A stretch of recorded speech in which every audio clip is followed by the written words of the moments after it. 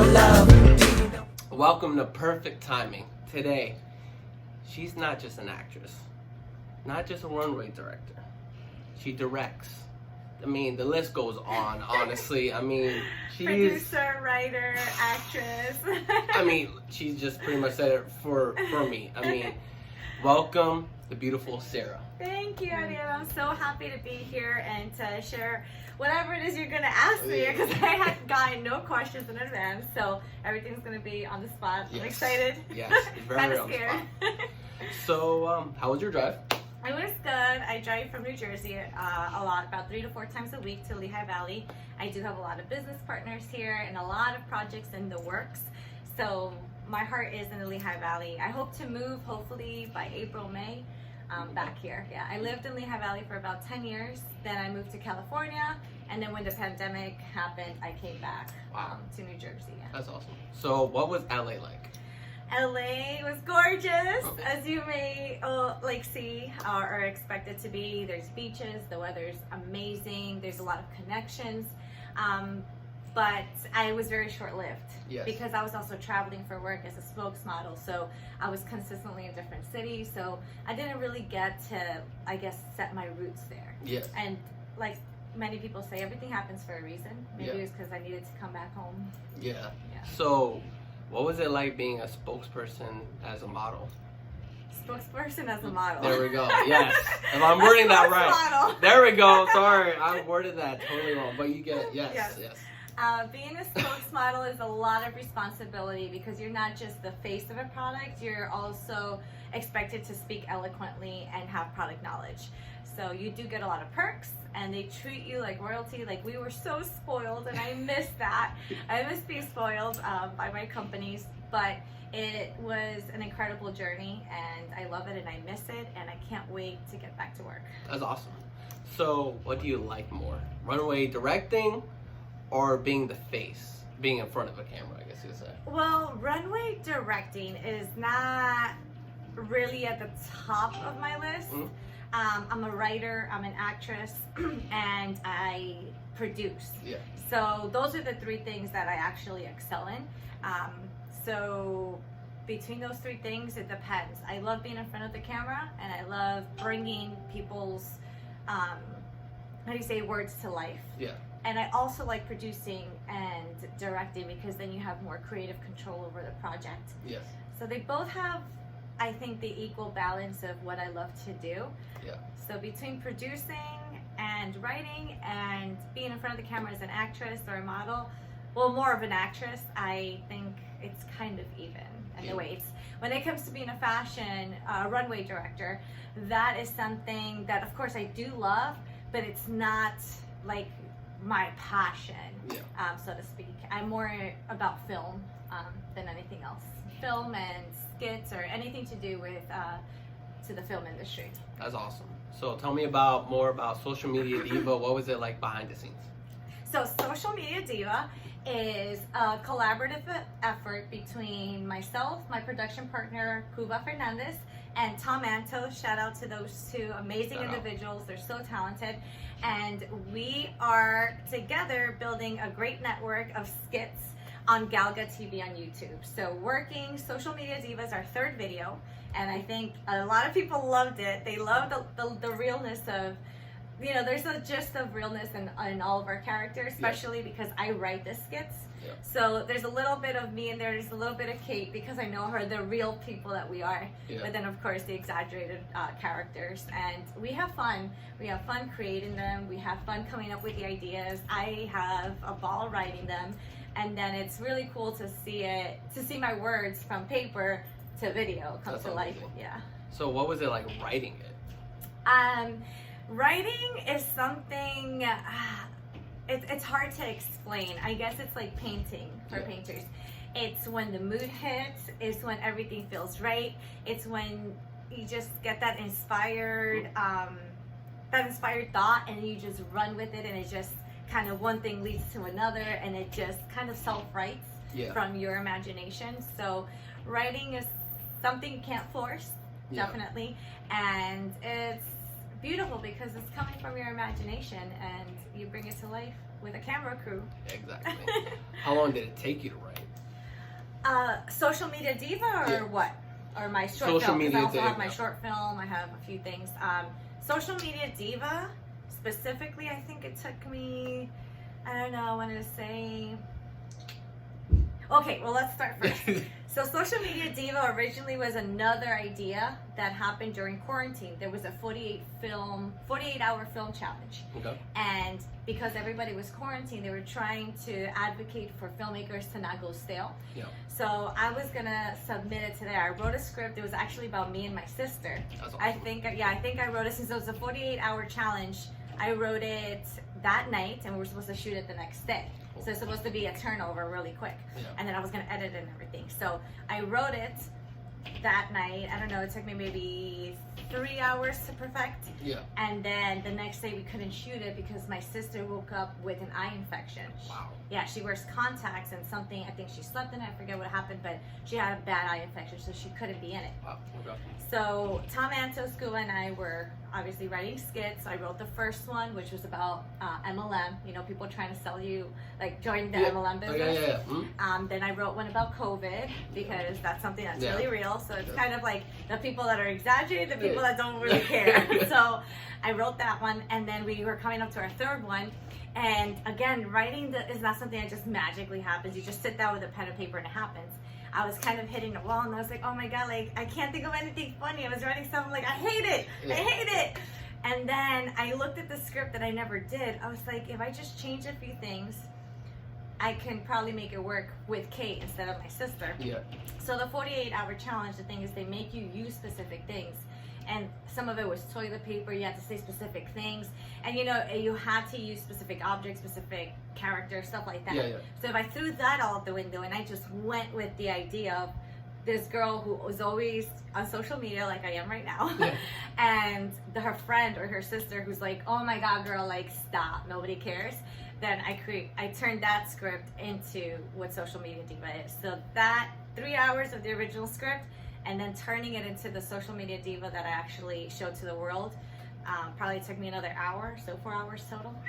That's amazing though. Like that's crazy just to write that in 4 hours. Yeah. Like me as a writer myself, sometimes now it just takes me 6 months now just to write a whole song. So like kudos to you on that whole script, because that's amazing. Thank you. Yes.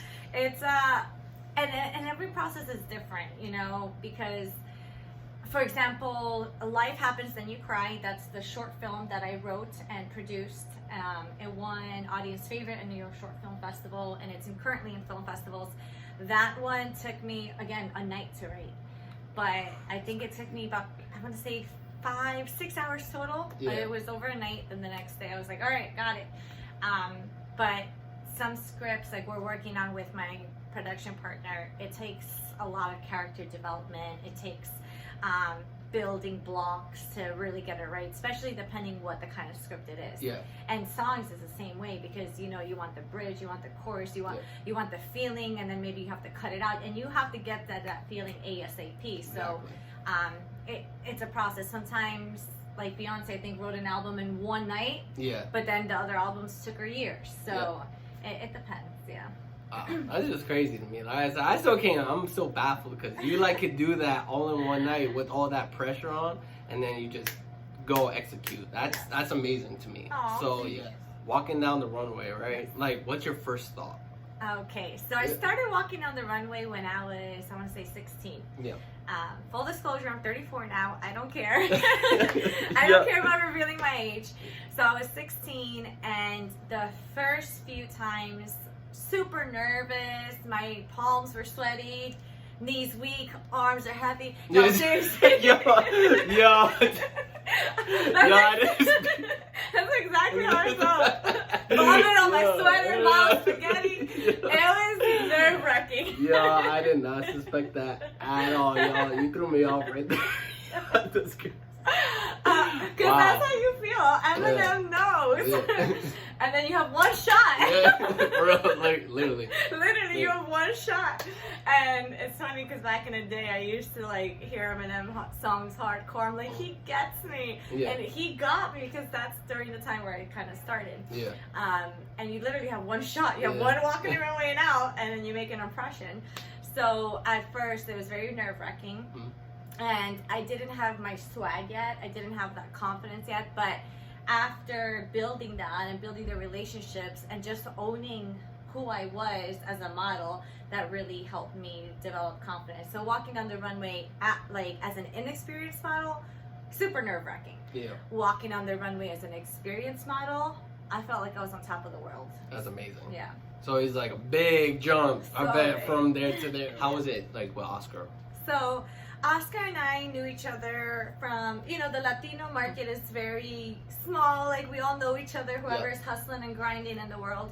And we knew each other, we were friends, and I had an opening on one of the shows I was producing and directing. And I needed somebody to play a drag queen. And I needed somebody with sass and class and who didn't care about giving it all.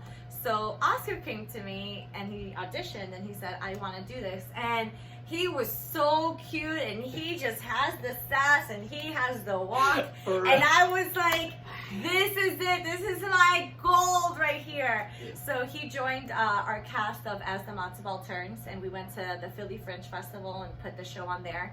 And he was wonderful to work with. He just is somebody who's open, and I think even now with his own agency and having the models that are joining his agency, he's very open to how they feel and to how he's very in tune to making other people feel welcome and good and hearing their opinions, which is really amazing, especially by your agent or somebody who's now representing you and that knows more than you. They're like, yeah, but let's hear what you want. Let's hear your needs. And I think that's really awesome. And that's how he was working with us. If we would give him direction, he would take it. He never took anything offensive. He was just like, let's run with it. He was such a pleasure to work with. And we stayed in touch and we stayed friends. And then when he opened his agency, he was like, Sarah, I want you to give a master class. And that's when I had started traveling and I was moving to California. So I said, I don't think I have time. So I wasn't able to join early on. But I saw his growth and I saw the agency's growth and I saw just how persistent he was no matter what obstacles came his way. And I was like, that is what an entrepreneur is. I am so proud of him. So this time around now, like I said, after the pandemic, during the pandemic, I moved back to the Northeast. And I said, Oscar, I think we can work together now because I'm staying. I'm coming home, coming home. I just have all the songs. Tell the world I'm coming home. And I'm here. That's beautiful. So it's like, I know Oscar as I've been getting to know him, and I'm now seeing how everything's like connecting now, and how you guys work together. It was like nothing ever, like nothing ever changed. Right. It seems like, obviously I knew you guys knew each other, but the way you guys connected was just like, that's it. Like, and you guys are on go. Yeah. And I was like, those are the type of people I need around me, like on go, you know? And it was so crazy because I had reached out to him. Well, I was doing a lot of projects and I finally reached out to him. I was like, let's do it. We couldn't connect. I was still busy. He was busy. And then I reached out to him and I said, hey, I was actually putting together a workshop. He's like, I'm doing a masterclass. I was like, all right, let's work together.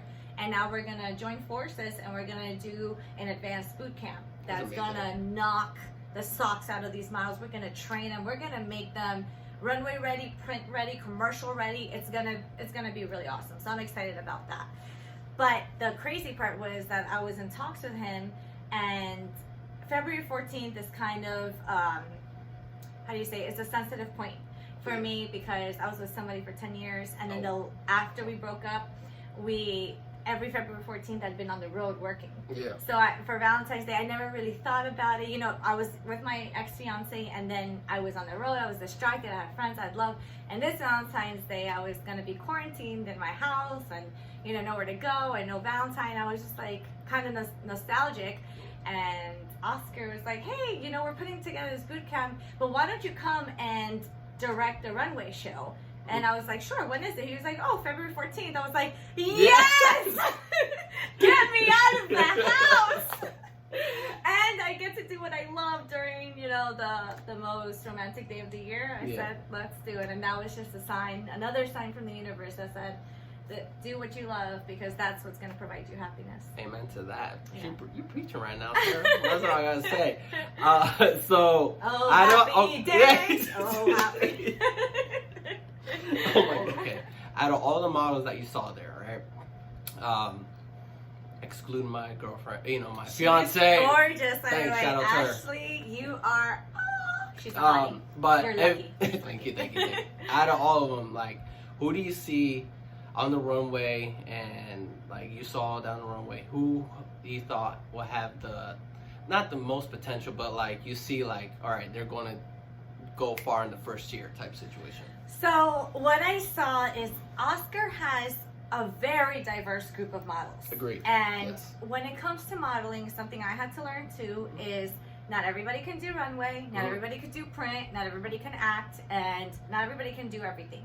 So from the small amount of time that I spent with his models, I think his girlfriend, a fiance, she's perfect for print and commercial. Oh my God, like she has the face, she has the height, and she has the stature, because they usually look for smaller people. She's short, but she's also tiny. She's like this little tiny, I just want to put her in my pocket, and gorgeous, and has a body. She's tiny, but she's got a beautiful body. So yeah, she would do, oh my gosh, she would do brilliantly well in print and commercial ads. I saw that. I was like, she is going to do well there. I think Madison is very strong on the runway. Yes, I saw her walk. Yeah, her confidence. She was like owning it. She already knows she has it. But she just has to be careful with that, because that can also be the downfall of a model. So it's being confident, but also staying humble, and that's what gets people to the top. Amen to that, yes. Erica, she has such a beautiful look. I saw some of her pictures that they posted earlier. Yeah. She's great for print too. Yes. Wow, for print and commercial, she's gonna knock that out of the park, and she takes amazing photos. Yeah, she does. Yeah. So I think she's gonna excel both in print and commercial and as a photographer. And then there was that New York model. Oh my God, I'm so sorry, I forgot her name. Which one? There was the one from Queens. Taryn. Yes. Mm-hmm. Taryn, also strong looks. She has the height and she has a killer walk. So I think she'll do both. I think she'll do both print and runway, to be honest. So he has a lot of strong models. I'm really proud of what they've been through and their devotion to actually wanting to learn. There's thirst for knowledge. There's nothing more valuable than that. Yeah, I agree with that. Because as I saw, like you said, the runway, like I saw, like I could tell who was really about. Well, I don't want to say who's really about it, but like they like, you can tell who came with that. Oh, like yeah. exactly what you just did. Exactly, they had that. So at the end, exactly. What was it like? As obviously, we all have our dark times, right? What was it like? Did you have a lot of mental health issues, or you would say depression and suicidal thoughts before, during those times of growth? It's really crazy. You're the first person in an interview to ever ask me that, and that it's really important to talk about, especially when you're in the entertainment industry. You're always under the limelight and always under a microscope. People are judging you. And that's what your career is based off, people judging you, whether they like you or not, or whether you fit for them or not. And that can really, really cause a lot of self-esteem issues and mental health issues. So yes, I actually went through a very, very, very dark period in my time. So dark, and I've never talked about it with anybody before, but I want to, like, I'm very comfortable with it because I overcame that, and I'm so thankful to the Lord, to the family, to the universe for allowing me to overcome that, and to myself, because it's all, honestly, no matter how much you want to help other people. I remember my brother, my dad, my mom trying to help me, and unless I wanted to help myself, it wasn't going to happen.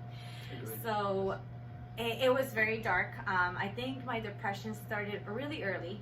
When I think I can remember, actually, it's really scary, since, I don't know, 11, 12. Wow. Like, I had depressed episodes. Like, I would get hurt really easy. I would think people didn't want, like, if people didn't want to be your friend, or if my friends would leave me out, like, it would just hurt me more than it would hurt the average person. Yep. Like, for example, if my friends got together and went to the mall without me, it would, like, almost make me feel like my world was ending, and that's not normal. Usually, like, oh, okay, cool, but to me it was like the end of the world. I felt left out. So that's why people say, be careful how you treat others. And it's not that it's your fault if somebody kills themselves, but it is your fault if you're adding to that person's sorrow. Yeah. So and you sometimes you don't realize, and I get it, kids are kids, but it's maybe making them aware as young as possible that treat others well, say kind words, be inviting, especially the teen years. Being left out is like the end of the world, you know? Agreed. So I felt sometimes I didn't fit in. I believe it or not, fat at 13, you know, I had body image issues. And I think I didn't start hurting myself until, I don't know, I think it was later on, like maybe when I was 18. Yeah. I started feeling depressed and throwing tantrums from 13 to 18. I ran away from home. I would do bad things to others. I'd get into fights. I'd skip school. I'd throw things. And getting into fights was huge because I guess that was Your way out. Yes, my way to kind of get it out, get my rage out. Yeah. I hit my little brother when we were babysitting, my sister. I was just a rage-filled person because I wasn't happy with myself. Yeah. And I even had anxiety stuff. I couldn't breathe. I had these episodes where I literally felt like I couldn't breathe. They were like panic attacks. And I got taken to the hospital, MRIs, CAT scans, everything. Doctors there's nothing. I think she just needs to breathe. But I felt like I'd be dying. I felt like anytime I get those attacks, I'm dying. So I was anxious. I didn't even know it. I was depressed. I didn't like my image. I went through a period when I didn't eat. I wanted to be a size 0. Yeah. So I would stop eating. I would throw up. It was just a really dark time. And then it really took a turn when I really started trying to kill myself. And that started when I was 21. I think my first huge episode was when I crashed my car. Wow. Deliberately. I was driving it.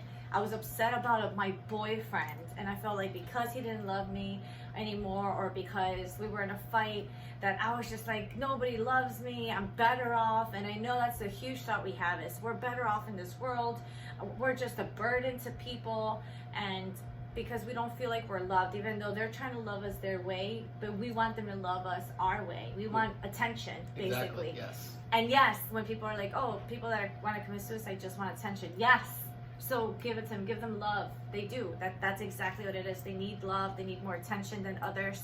And that's because they're going through something really, really dark internally.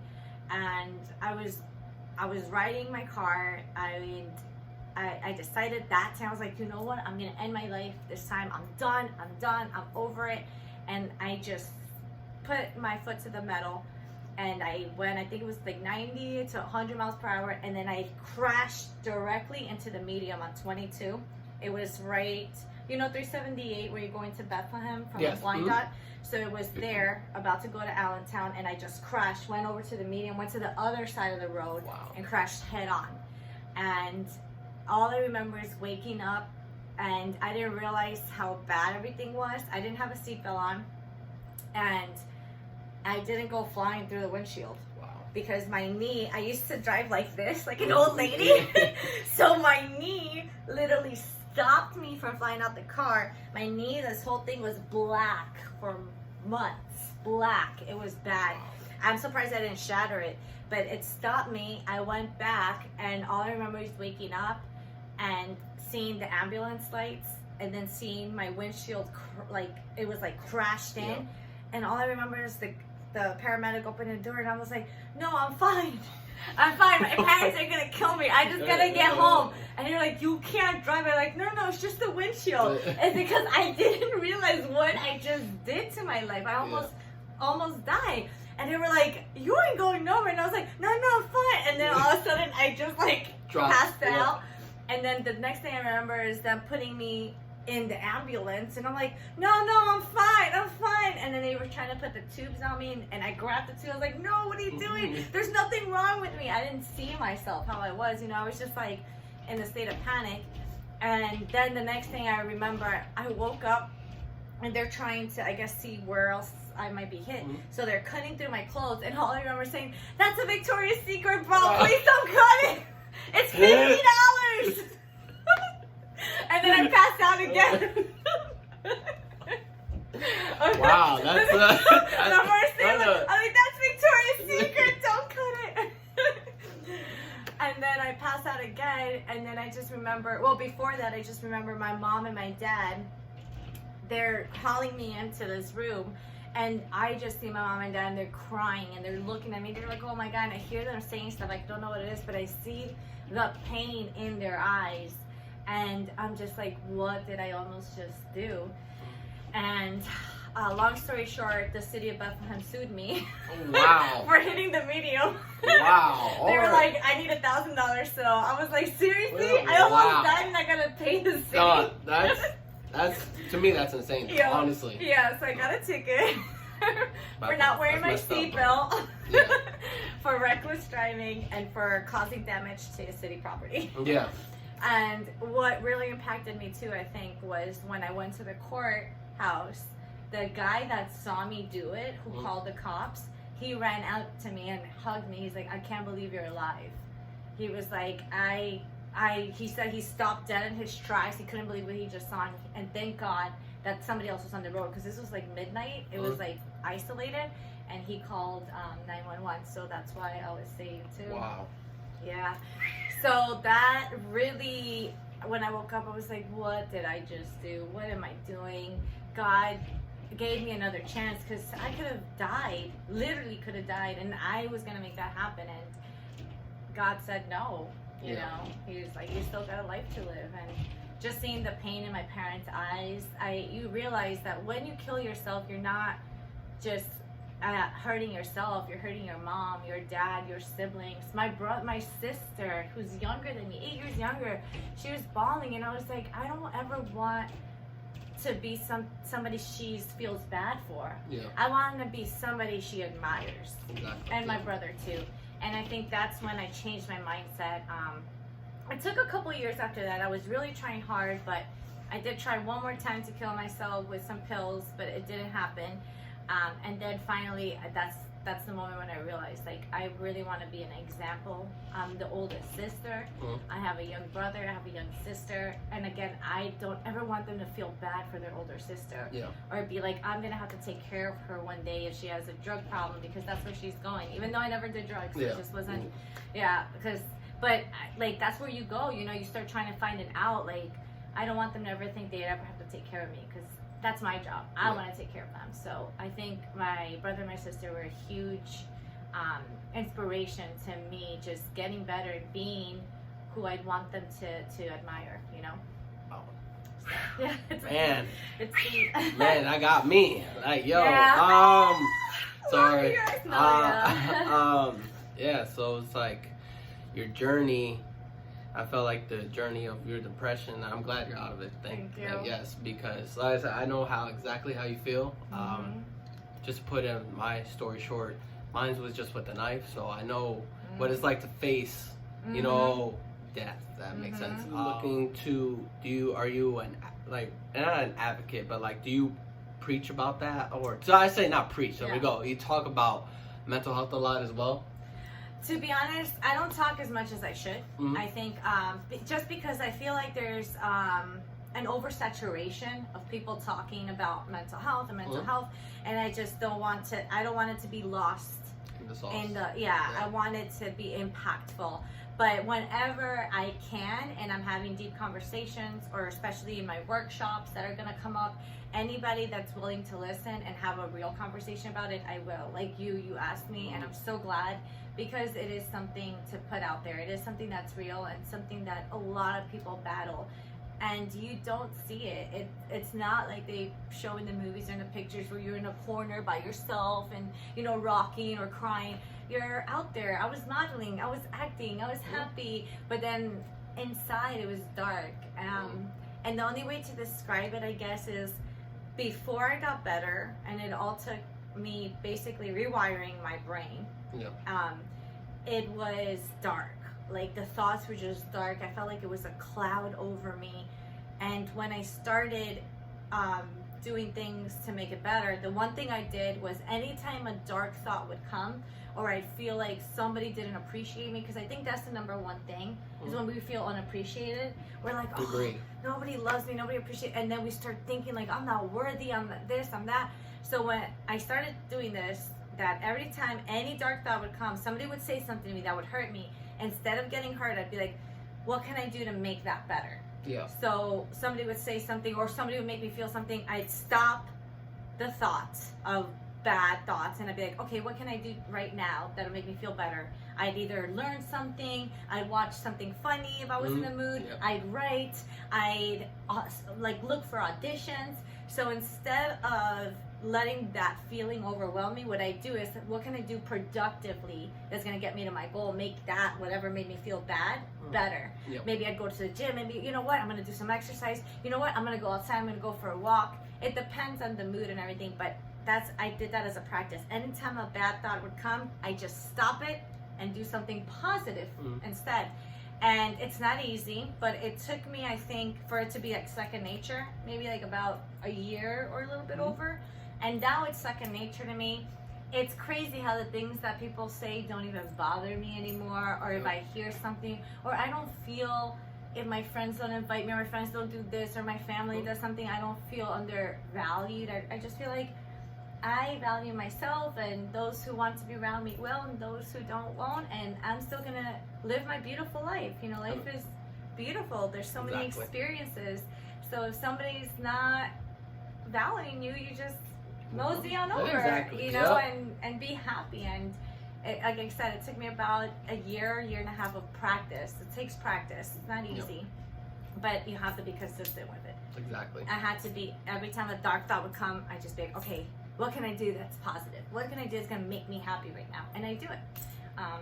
You know, even if it's eating ice cream. Whatever. You know, it's whatever, Watch. My thing was Friends. I love Friends. So sometimes if if I wasn't in the mood to do nothing, I was like, let me go in and, you know, and live through TV, which is what I love to do. You know, I love film and television. So yeah, it's practice. It's not easy, but it's consistency, and you're the only one that can do it. My dad couldn't do it for me. My mom couldn't do it for me. My brother, my sister, I had to do it, you know. And the crazy part is you see the change. You see the lighter step in your walk and everything. I went to Ecuador to visit my family, and they said it was a different Sarah. Because it was. I used to be the problem child. I would get angry really easy. I would get depressed really easy. Everything would bother me. You know, I wasn't a joy to be around.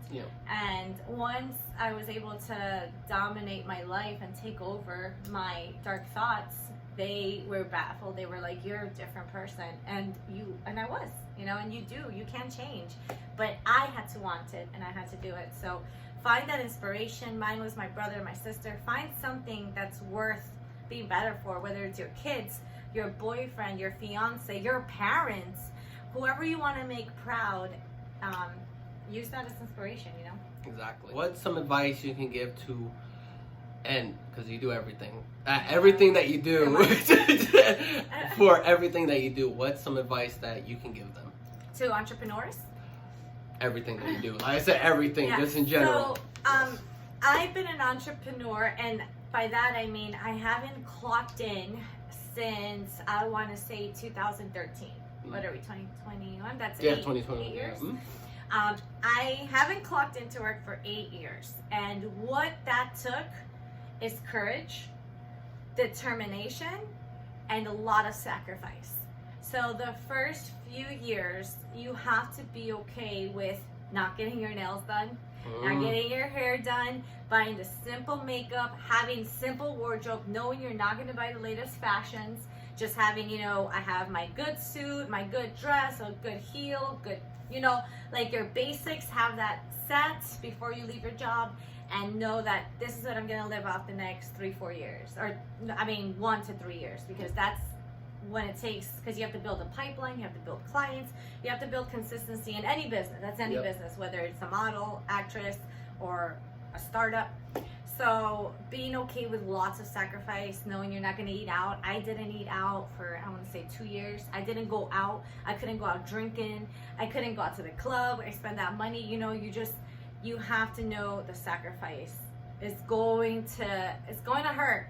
But those 2 years that you go through it, then you start rolling in money. You start the consistency of being able to stay an entrepreneur. And I think that's my biggest advice, is knowing that it does come with a lot of sacrifice.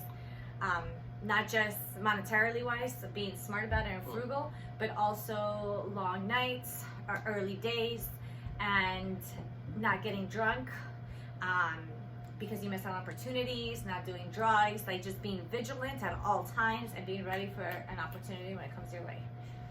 Exactly. So, Yeah. after that amazing interview with Sarah, Oh, thank you. this is perfect timing. We out.